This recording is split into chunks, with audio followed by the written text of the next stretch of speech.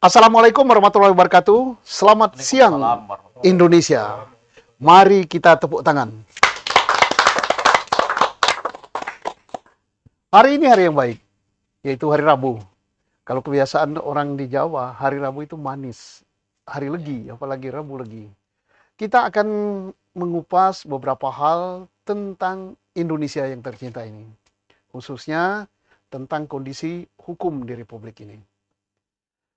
Beberapa bulan yang lalu sampai dengan sekarang masih terasa gemahnya. Ada yang mengatakan tsunami, ada yang mengatakan badai yang menerpa salah satu institusi penegak hukum di Indonesia, yaitu Kepolisian Negara Republik Indonesia. Kasus Sambo diikuti juga oleh kasus Teddy Minasa. Sebelum Teddy Minahasa ada kasus Kanjuruhan, 134 jiwa. Habis itu polisi tembak polisi di Lampung. Habis itu jenderal dagang narkoba. Sampai Presiden memanggil Polri. Saya tidak ingin hanya mengangkat tentang polisi, karena polisi adalah awal dari proses hukum. Masih ada jaksa, masih ada hakim, masih ada advokat. Dari kacamata pendidikan, tamu saya siang hari ini ada Dr. Jaya MC. Beliau adalah ilmuwan di bidang hukum. Bagaimana dari kacamata Pak Jaya tentang hukum di Indonesia ini, khususnya institusinya, tentang Polri, tentang jaksa, tentang hakim. Kan hakim, salah satu hakim agung barusan ditangkap oleh KPK. Kemudian kejaksaan demikian juga banyak keluhan orang. Kepada pengacara pun banyak keluhan. Bagaimana Pak Jaya? Silakan Pak, Bapak berikan tanggapan. Banyak salah persepsi terhadap pengertian penegakan hukum. Sebenarnya permasalahan yang ada menyangkut apa yang terjadi di kepolisian, misalnya menyangkut perbuatan tercela yang dilakukan termasuk oleh Ferdy Sambo yang melibatkan sedemikian banyak mantan anak buahnya maupun perwira lain yang pada saat ini sudah banyak kena sanksi kode etik maupun dalam proses persidangan, termasuk Ferdy Sambo dan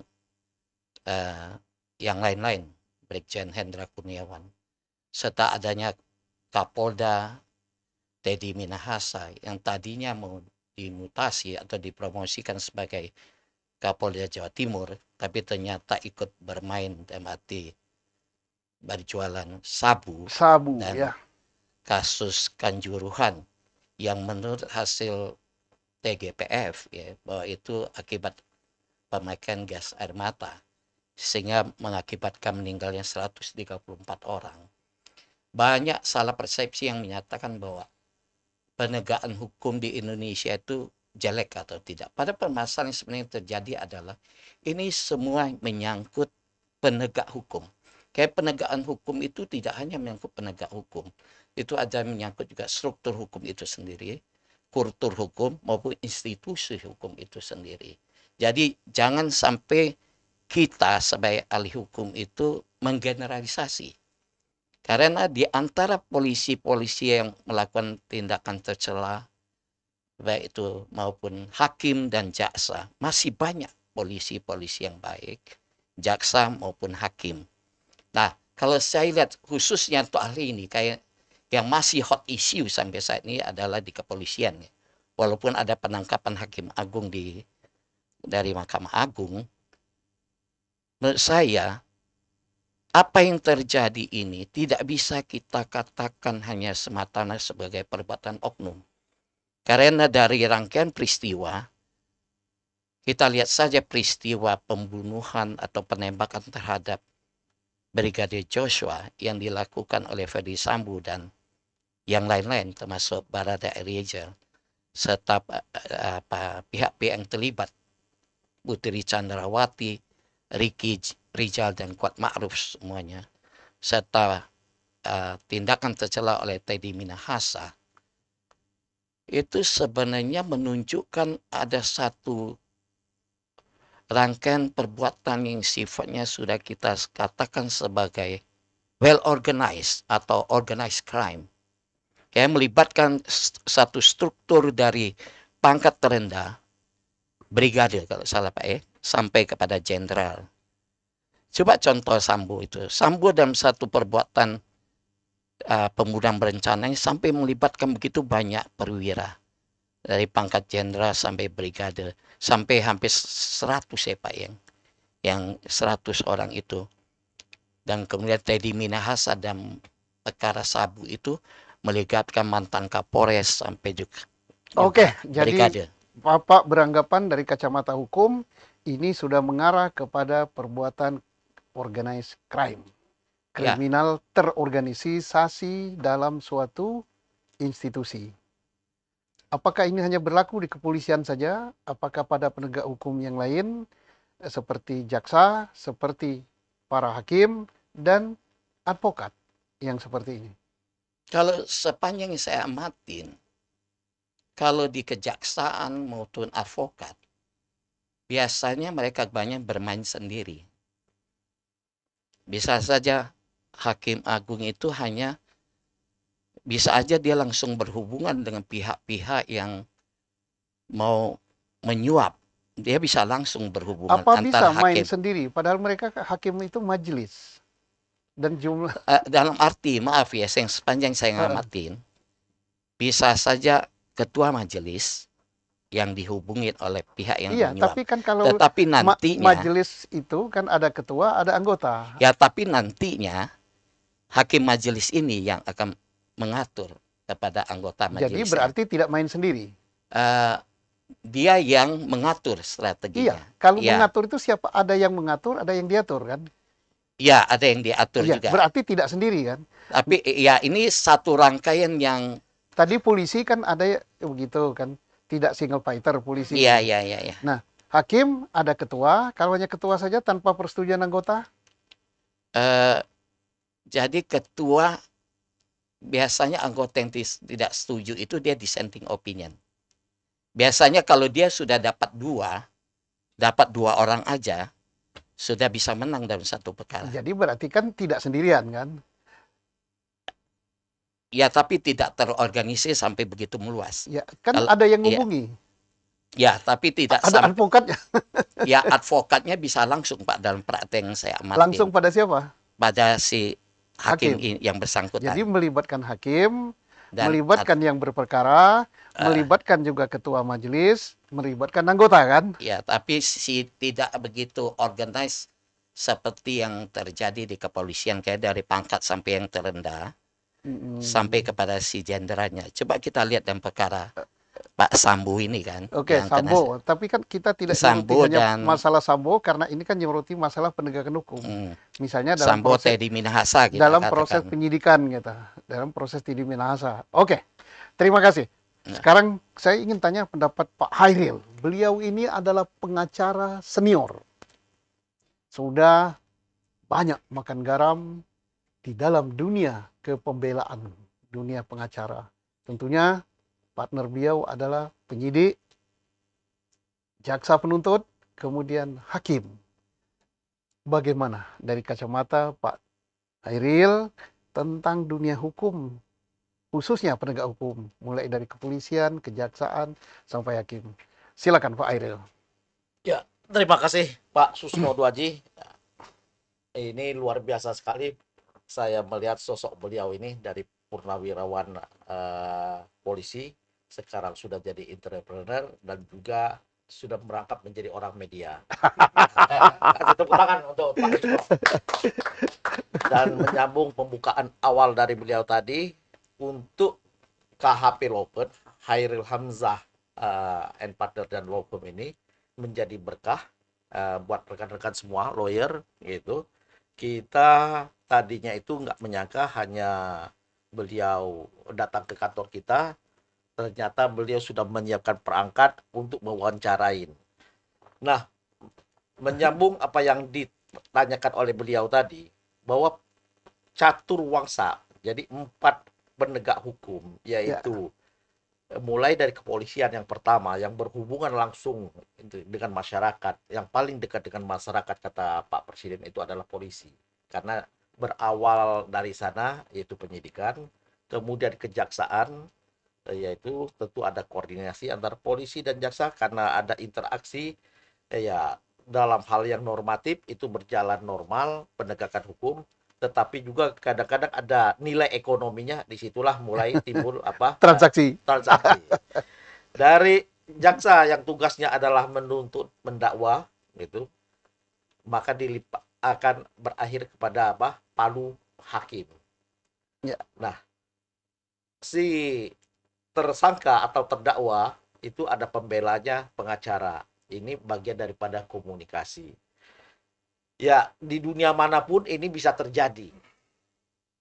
Tinggal bagaimana karakter, moral, dan kontrol. Kontrol itu baik langsung, dan sekarang ini kan bisa juga melalui satu digital untuk mengurangi yaitu kontak langsung. Dan kesadaran orang terhadap penegakan hukum, misalnya polisi di lalu lintas saja, itu kalau orang yang punya kesadarannya memang tinggi, akibat daripada memang karakter penduduknya yang disiplin, kemudian atau akibat daripada sanksinya yang sangat tegas seperti yang ada di negara maju, orang jarang yang melakukan pelanggaran itu, baik kecepatan ataupun melanggar rambu-rambu lalu lintas. Tapi kalau kita sudah bisa terukur dan penegak hukumnya juga, maaf bicara polisi lalu lintasnya juga mengharapkan itu, ya orang ya udah tenang aja, melanggar ya paling kena 100.000 gitu. Kemudian sekarang sudah berkembang, yaitu ada polisi lalu lintas dalam bentuk digital. Rupanya polisi pun takut sekarang ini. Kenapa? Yaitu kamera itu katanya itu tidak mengenal kalau saya itu polisi. Kalau saya melanggar itu tetap itu ada apa? Kecepret juga. Tilangnya gitu. Nah, jadi dalam hal perkara pun yaitu dengan digital ini ya bisa dimonitor gitu. Bisa juga untuk pengaduan masyarakat. Yaitu pengaduan masyarakat ini sekarang sudah ada tetapi belum optimum, Jenderal dan kawan-kawan semua. Yaitu harusnya mulai dari Polsek itu ada juga, atau dari Polres lah paling tidak, juga dari Propamnya, ini langsung connect ke atasnya. Kalau orang WA ada laporan, itu langsung bisa termonitor atasannya. Sangat tertarik. Jadi kalau demikian, IT IT ya. itu adalah salah satu obat yang mujarab untuk mencegah atau mengurangi pelanggaran-pelanggaran itu. Ya. Tadi Pak Airin katakan dalam tilang sudah elektronik. Kemudian laporan pun bagus sekali kalau seandainya semua sudah elektronik. Ya. Tidak perlu datang ke kantor polisi gitu, Ya. cukup download belangko, kemudian ngisi, dan ini misalnya dari Polsek, Polres itu connect gitu. Ya. Sehingga tidak ada perkara yang hilang, Pak, karena Betul. itu tercatat semua. Apa begitu, Pak? Sekarang sudah mulai seperti itu gitu. Di dalam dunia hukum sudah mengarah ke situ, sudah dimulai walaupun belum optimum. Iya. Demikian juga dalam hal investasi yaitu sistem OSS. Wah, pada waktu di awal memang sih berantakan. Satu, masyarakat belum familiar. Yang kedua, petugas ASN atau petugas administrasinya juga belum siap. Kadang-kadang juga sistem belum siap. Ini nggak lepas daripada seperti kalau pembangunan jalan, itu apakah jalan makin lancar? Makin macet. Tapi setelahnya nanti jalannya sudah diresmikan, itu sangat membantu kelancaran. Demikian juga yaitu penggunaan digital.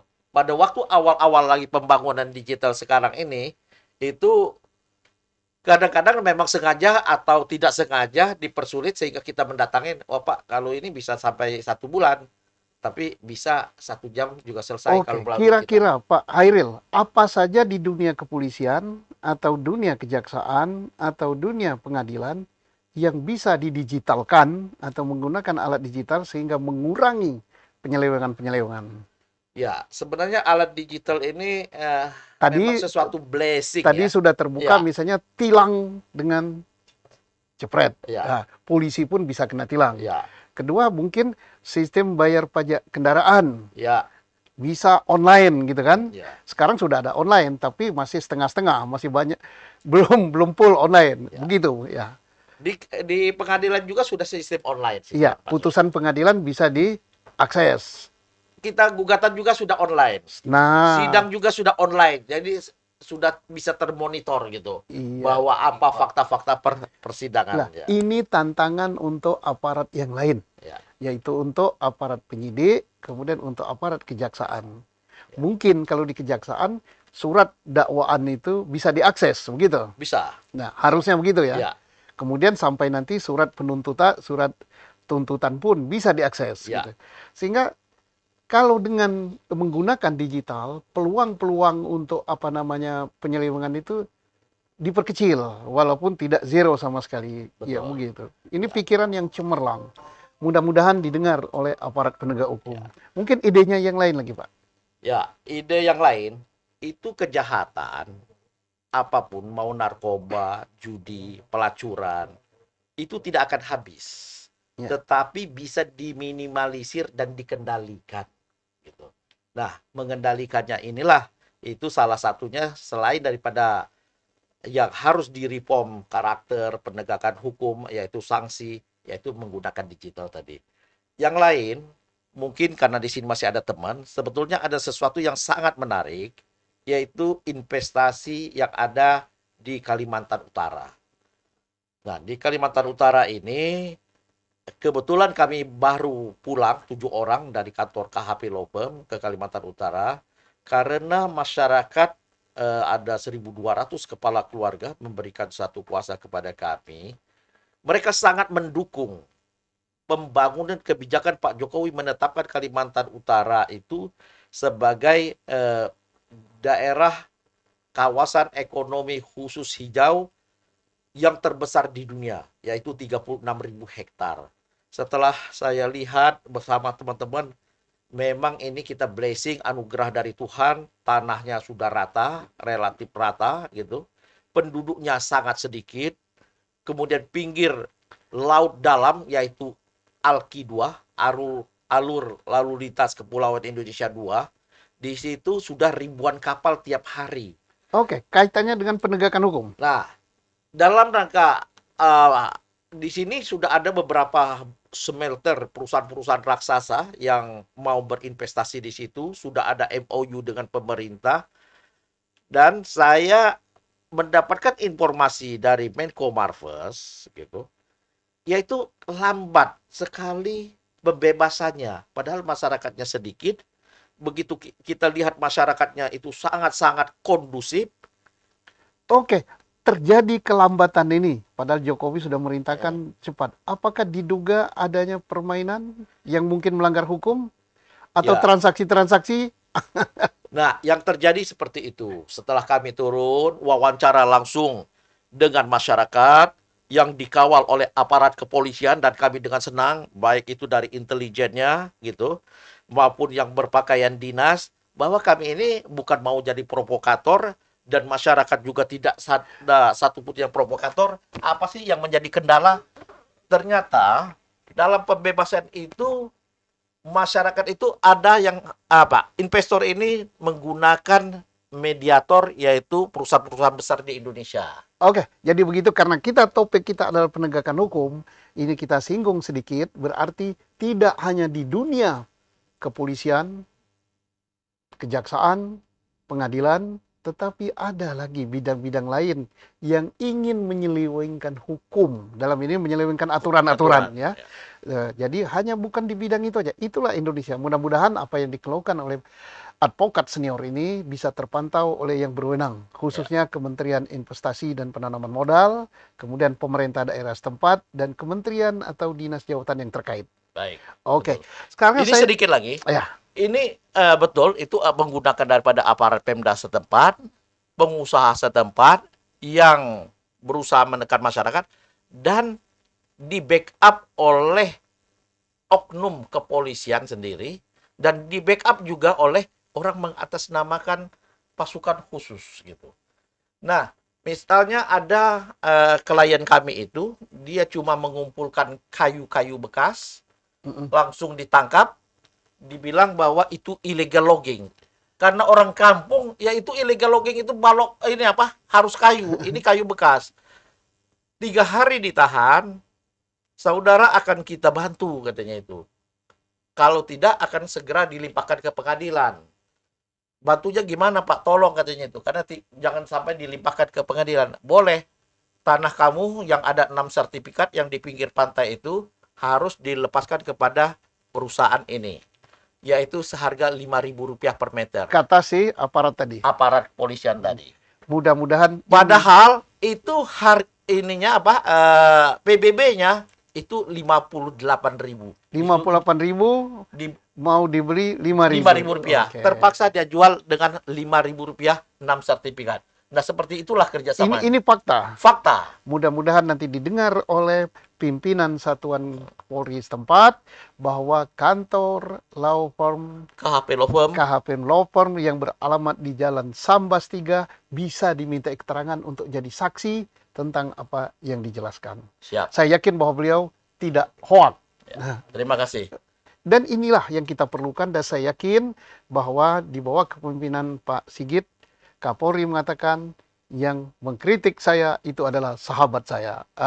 Terima kasih Jenderal. Oke, terima kasih Pak Airil. Saya akan bergeser kepada mantan anggota DPR yang sekarang membuka law firm juga, yaitu Dr. Andes Antoni Amir, sarjana hukum. Nah, beliau pernah jadi anggota DPR, pernah juga di Komisi 3. Bagaimana pendapat Pak Antoni tentang pengarahan Presiden kepada aparat penegak hukum, khususnya Polri, yang menurut saya itu tidak berlaku hanya untuk Polri saja, berlaku untuk semua orang atau untuk semua aparat. Bagaimana pandangan beliau? Iya, alhamdulillah, terima kasih Pak Susnadi Haji, kawan-kawan semuanya. Memang kita pertama memberikan apresiasi ya kepada Bapak Presiden Joko Widodo. Beliau merasakan keresahan masyarakat dalam rangka penegakan hukum di negeri kita ini yang sangat komplikatif. Langkah beliau 12 hari yang lalu, kalau tidak salah, mengundang semua aparat kepolisian, mulai dari tingkat Mabes, Polda dan Polres, Dan elit Polri Mabes, dan mulai dari elit Kapolri. Mabes, itu menunjukkan bahwa kesungguhan beliau untuk mencoba memperbaiki citra polisi. Sebagaimana kita lihat bahwa di dalam pandangan masyarakat itu berbagai survei jatuh, kalau nggak salah antara berkisar kepercayaan masyarakat 54%. 54%. Ya. Keresahan itu sudah lama sebenarnya, tapi ini belum terlambat menurut saya Pak Susno. Hukum di masyarakat saat ini merasa tidak pernah berpihak kepada masyarakat. Hukum berpihak kepada siapa yang menitipkan, siapa yang punya duit, maka itulah yang bisa menjadi pemenangnya. Nah, menurut saya kondisi ini nggak boleh dibiarkan berlarut-larut. Langkah yang beliau tempuh dalam 12 hari pertemuan yang lalu, 12 hari yang lalu itu langkah yang sangat tepat. Namun demikian, tidak bisa hanya pertemuan di istana saja, arahan seperti itu. Kontrol masyarakat semua juga harus ada. Bapak bayangkan, Indonesia yang terdiri 34 provinsi ini, umumnya di daerah-daerah yang terpencil, provinsi terpencil, polisi merasa super, Pak. Seperti apa yang diceritakan oleh saudara saya Bang Khairil tadi, Pak Khairil Hamzah, terjadi misalnya di Kaltara itu. Bagaimana pihak polisi merasa dia tidak akan diawasin, sehingga dia bisa berbuat oknum ya, sewenang-wenang menekan masyarakat. Sedangkan kita tahu, masyarakat sudah paham bahwa fungsi polisi itu melindungi, membela, mengayomi masyarakat. Tapi nyatanya apa? Satu contoh misalnya, masyarakat Mangkupadi, kalau dia merasa dilindungi oleh polisi, nggak perlu dia minta bantuan hukum kepada kami jauh-jauh ke Jakarta. Karena apa? Mereka merasa ditinggalkan oleh kekuatan hukum, ya, merasa tidak berlaku lagi fungsi hukum. Bahkan ada oknum polisi justru berpihak pada perusahaan-perusahaan yang coba menekan masyarakat tadi, membela masyarakat dan ditakut-takutin. Yang terjadi apa? Masyarakat merasa dirugikan. Nah, oleh karena itu, masalah ini harus kita pecahkan bersama. Saya berpikir polisi ini kayaknya merasa di atas angin ya, sejak reformasi kepolisian, sejak habis awal-awal reformasi, di mana polisi dipisahkan dengan TNI, karena dia merasa sudah paling superior. Ini nggak boleh. Saya tertarik apa yang dikatakan, kalau nggak salah, P.D. Simbolon di dalam dengan pendapat dengan Menhamkab. Polisi itu dikembalikan lagi kepada mungkin zaman sebelum reformasi, yaitu di bawah Mabes ABRI, TNI ya. Sehingga atau di bawah Mendagri. Oke, satu sedikit lagi. Pak Amir orang hukum, kita di sini orang hukum semua. Terbetik suatu keinginan reposisi Polri di bawah TNI. Ya. Kita sadar, kita ini negara demokrasi. Ya. Demokrasi di Indonesia diperjuangkan melalui reformasi Ya. dengan jiwa korbannya. Ya. Nyawa melayang, darah, Ya. air mata, dan Ya. keringat. Apakah rela kita kembali ke zaman otoriter lagi? Saya pikir enggak lah ya. Ya, makanya kalau enggak, kenapa Begini Pak, ada pemikiran bahwa Polri masuk ke militer? enggak gini Pak. Ciri negara demokrasi itu Polrinya sipil. Jadi gini Pak, karena polisi merasa dia di atas segala-galanya, tidak ada yang ada ngontrol lagi. Itu terjadi bukan hanya di pusat, Pak. Di daerah-daerah di provinsi yang jauh dari pusat, mereka melakukan tindakan Oke. sewenang-wenang aja. Kita paham Oke, dengar itu. jadi maksud saya, Mm. apa langkah kita dalam bagaimana menyelamatkan polisi ini, ya, yang sebagai pengayom, pelindung, ya. pembela masyarakat itu apa? Sebab dia merasa apapun tindakan dia, kita ingat waktu bagaimana ketika polisi, maaf nih jangan tersinggung Pak, ketika jenderal yang punya uang gendut, ya kan, apa tersentuh oleh hukum? Tidak, karena dia tidak merasa dia yang paling tinggi, tidak bisa disentuh. Nah, siapa yang bisa menyentuh dia? Nggak ada. Tetapi apabila dia diawasin, ya, balik-balik tingkat pusat maupun tingkat daerah, atau ada satu misalnya peran daripada Propam, masyarakat nggak ngerti bahwa Oke, Pak Hairil, saya kembali ke Pak Hairil. Apakah setuju Polri direposisi kembali ke zaman kita nggak demokrasi lagi? Artinya salah satu ciri negara demokrasi kita akan hilang. Polisi bukan sipil lagi. saya pikir, saya potong dikit, rasanya tidak juga menjadi suatu negara. Nanti saya negara demokrasi di dunia tidak ada polisinya itu militer. Ya, baik, terima kasih. Tadi Nanti ada aku kembalikan negara demokrasi kita bebas berpendapat gitu kan. Bebas menentukan suatu pilihan. Di dunia ini yang saya tahu itu tidak terlepas daripada karakter pemimpinnya gitu. Seperti misalnya ideologi liberal, banyak negara liberal yang miskin, tapi ada juga negara liberal yang memakmurkan rakyatnya. Di negeri yang ideologinya agama, ada yang penduduknya maju, tapi banyak juga porak-poranda walaupun sudah pakai nilai-nilai agama. Di negeri komunis juga sama. Katanya komunis itu tirani. Oh, banyak yang mensejahterakan. Jadi kembali kepada pertanyaan ini tadi, kalau dikiaskan gitu, bahwa bagaimana kalau Polri itu satukan dengan TNI? Ya bisa saja bagus. Kalau dipisahkan bisa saja bagus, bisa juga tidak bagus. Jadi tidak terlepas daripada karakter leadership daripada pemimpinnya gitu Pak Susno. Jadi dimanapun posisi ya. Posisinya. Ini namanya bukan reformasi tapi reposisi. Iya, reposisi TNI itu tergantung dengan pemimpinnya. Yang dimaksud pemimpin di sini siapa? Apakah Kapolri? Apakah Panglima TNI? Apakah Presiden? Ya, tentu pemimpin yang tertinggi dari segala birokrasi, baik TNI, Polri, ataupun ASN yang lain, bahkan seluruh rakyat adalah presidennya.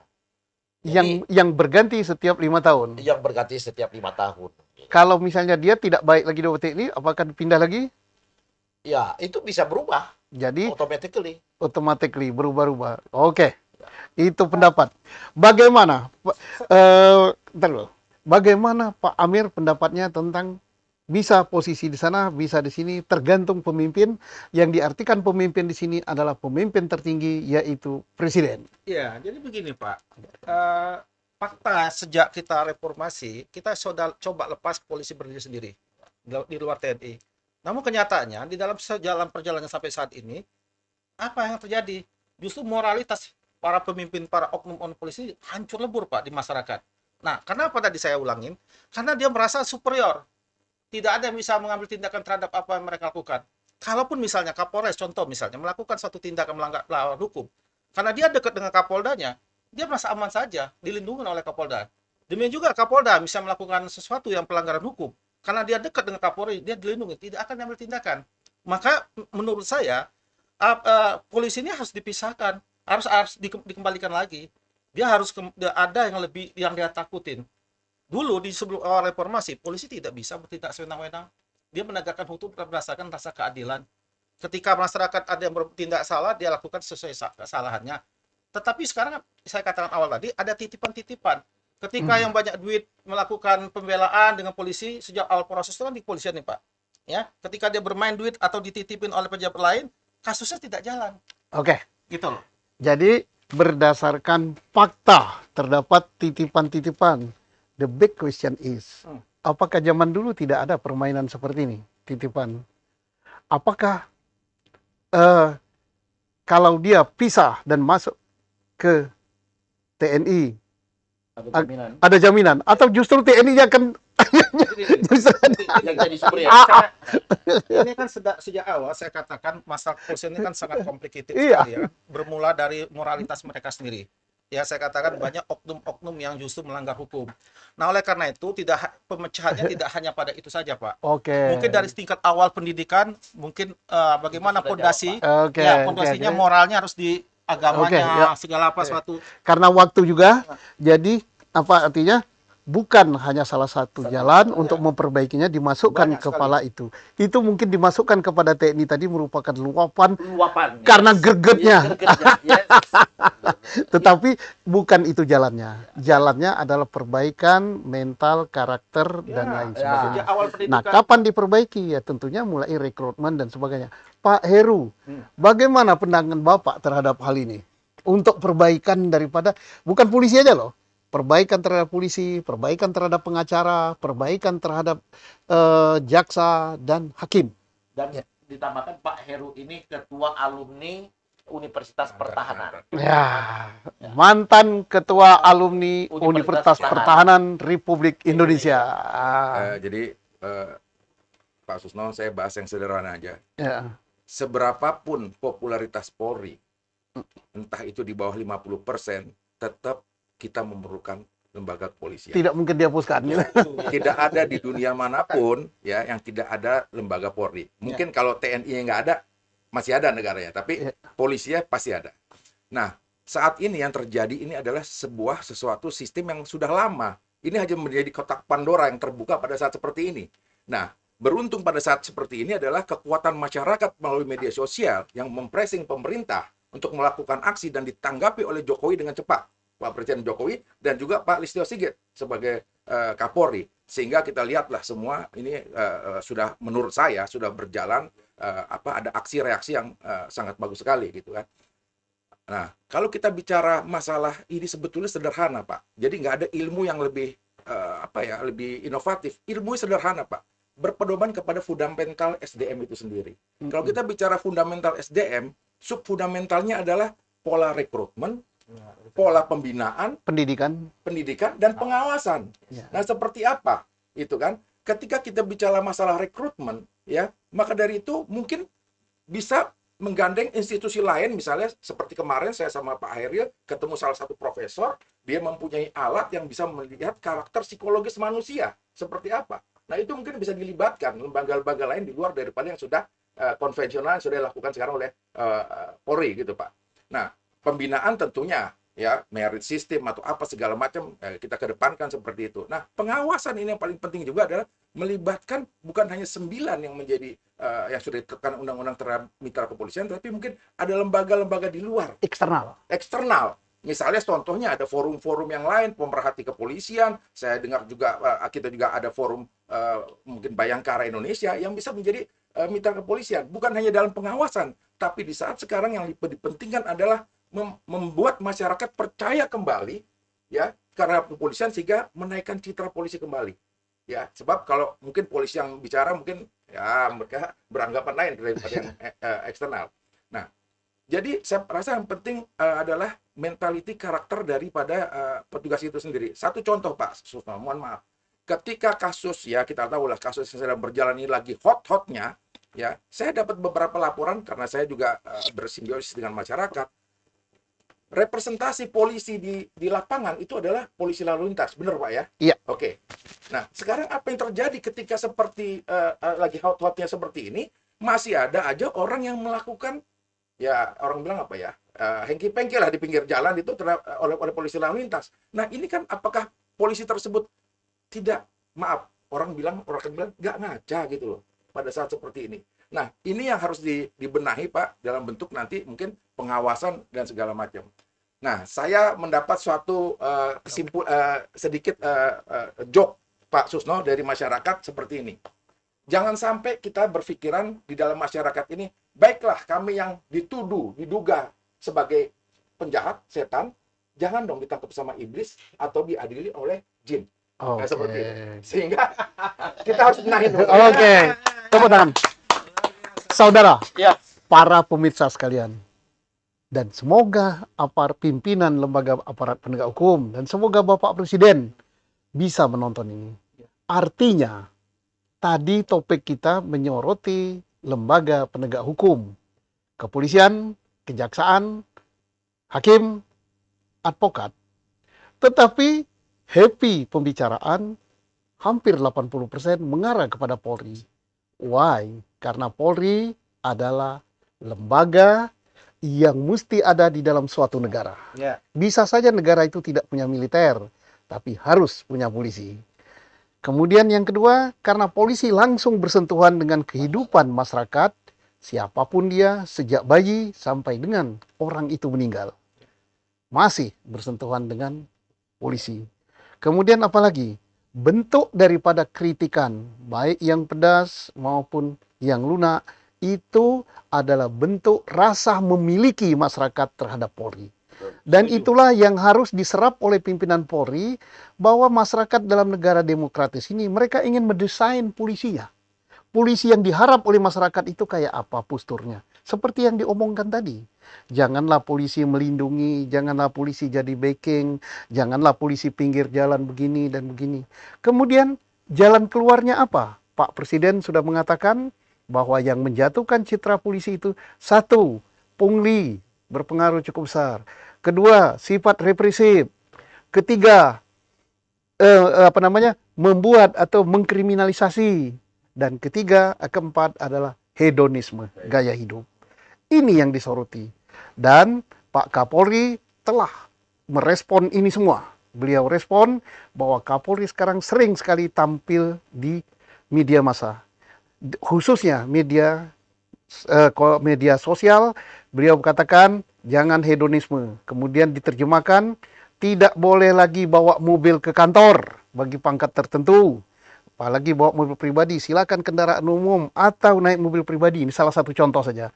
Kemudian ada hotline daripada kantor itu dipublikasikan di media, termasuk hotline daripada Kapolres, Kapolsek, bahkan sampai Kapolda, bahkan telepon Kapolri sendiri dia publikasikan. Ini suatu hal yang sangat positif. Dan Ada pertanyaan dari teman-teman yang menurut kami cukup penting. ya langsung to the point aja ke waktunya. Ya, ini bahwa bagaimana seseorang perwira tinggi yang mau dipromosikan sebagai Kapolda, Pendek saja Pak, pendek aja. ternyata dia itu terlibat Efektif. dalam Oke, persoalan jual saya beli sudah menangkap masalahnya. jual beli sabu. Jadi Bagaimana sistem track pembinaan- record itu di pembinaan- Rekmon, ya pembinaannya? itu di materi nanti Pak. Jadi demikian yang dimasukkan oleh keluhan-keluhan masyarakat yang sudah tertangkap oleh pimpinan Polri.